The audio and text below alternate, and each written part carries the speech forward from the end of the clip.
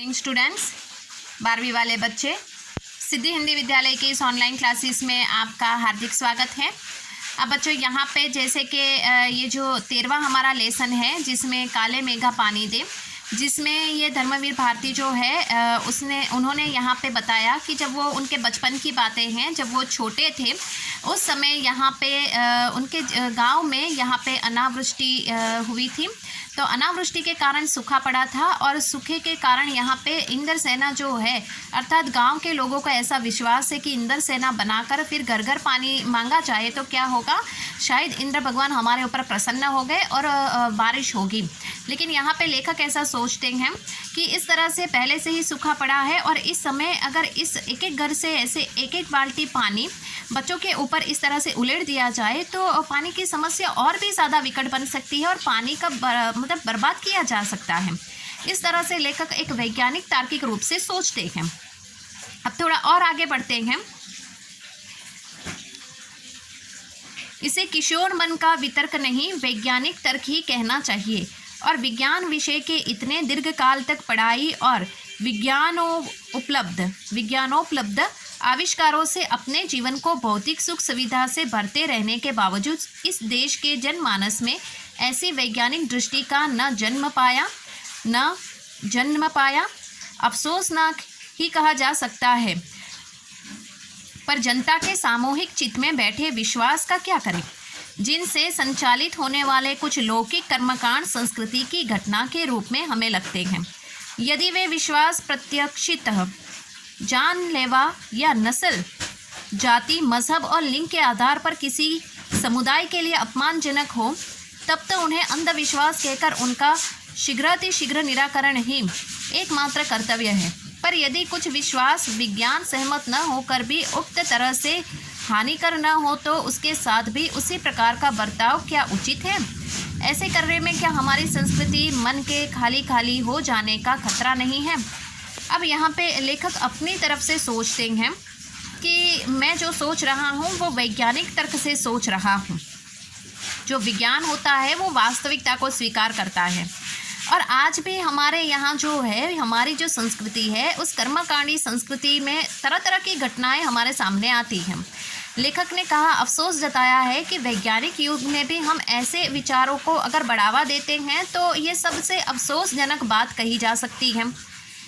उन्होंने ये भी बताया कि अगर विश्वास जो होता है हमारा विश्वास अगर किसी जाति, लिंग, धर्म, मजहब, नस्ल के लिए जानलेवा हो सकता है तो वो अपमानजनक हो सकता है। उसको तुरंत ही यहाँ पे अंधश्रद्धा समझकर उसका शीघ्र निराकरण या पतन कर देना चाहिए, लेकिन ऐसा नहीं। हमारी संस्कृति में जो सोच है, जो विश्वास से भरी हुई, उस विश्वास से भरी हुई सोच ये विज्ञान के साथ क्यों नहीं चल पाती है? ऐसा यहाँ पे लेखक का जो बाल सहज मन है वो सोचता है। लेखक सोचते हैं यहाँ पे कि जिस प्रकार से जो विश्वास होता है, ये विश्वास अगर किसी मजहब, धर्म, जाति, नस्ल के ऊपर अगर हो और उसको कोई नुकसान पहुँचता हो तो जल्द से जल्द उसका कोई निराकरण निकलना चाहिए। और अगर विश्वास विज्ञान के वास्तविक जगत से दूर हो तो मतलब यहाँ पे वो भी थोड़ा अलग प्रकार का हो सकता है, क्योंकि हम अपने विश्वास के बलबूते पर ही किसी वस्तु को इस तरह से बर्बाद करेंगे तो मतलब थोड़ा अलग बात कही जा सकती है। तो हमारी जो संस्कृति है उसके चलते हम इस प्रकार से अगर अंधविश्वास में चलेंगे तो क्या होगा, हमारा मन जो प्रफुल्लितता से भरपूर है वो भी खाली खाली सा महसूस होने लगेगा। थोड़ा और आगे बढ़ते हैं बच्चों। विश्वास की भी तो एक रचनात्मक भूमिका हो सकती है। आपातकाल में निराशा दूर करने या अधीरता को थामने अथवा विभक्त जन चेतना को जोड़ने के अर्थ में। अब सवाल रह जाता है कि बारिश के लिए किए जाने वाले उक्त भोले प्रयत्न किस कोटि के अंतर्गत है। लेखक ने कोई निर्णय नहीं दिया है, पर एक बात स्पष्ट कही है कि जीजी की संतुष्टि और अपने प्रति उनका सद्भाव बचाए रखने के लिए वह उन तमाम रीति रिवाजों के ऊपरी तौर पर ही सही अपनाने को बचपन में बाध्य बन रहा था। इससे क्या संकेत लिया जा सकता है, विज्ञान का सत्य बड़ा है या सहज प्रेम का रस, या दोनों? अब यहाँ पे पाठ में क्या होता है कि जो लेखक की यहाँ पे बाल अभी वो छोटे हैं तो बाल सुलभ यहाँ पे उनके मन में ये प्रश्न उठता है कि सूखे में भी इस तरह से पानी का व्यय करना, तो ये किस प्रकार का विश्वास है यहाँ पे।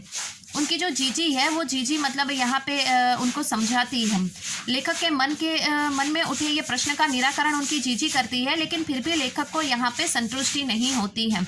उनका तो मन जो है वो वैज्ञानिक तर्कों के सहारे ही चलता है, लेकिन फिर भी बचपन में उन्होंने अपनी जीजी की बातों का मान रखने के लिए और यहाँ पे जो रीत रिवाज है वो ऊपरी तौर से उसका मान रखने के लिए वो बचपन में उस बात को जीजी की बात को स्वीकार करने के लिए कि इस तरह से इंद्रसेना से इस तरह से हमारी जो संस्कृति है, हमारा जो विश्वास है वो बरकरार रहना चाहिए, और जीजी जिस प्रकार से समझाते हैं उनकी बातों को उनका मन रखने के लिए वो उनकी बात को मानने के लिए बाध्य हो जाते हैं।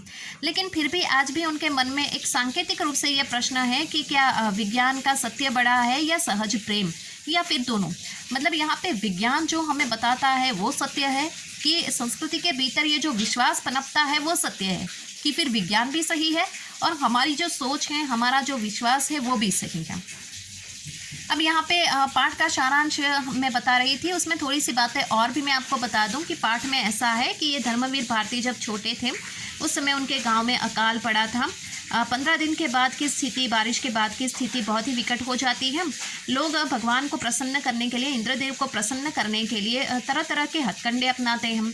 तो क्या करते हैं, उसमें बच्चे जो होते हैं वो इंद्रसेना बनाते हैं और घर घर पानी मांगते हैं। लोग अपने घरों से एक एक बाल्टी या घड़ा पानी उन बच्चों के ऊपर डालते हैं। बच्चे कीचड़ में नाचते कूदते होते हैं, ढोल बजाते रहते हैं।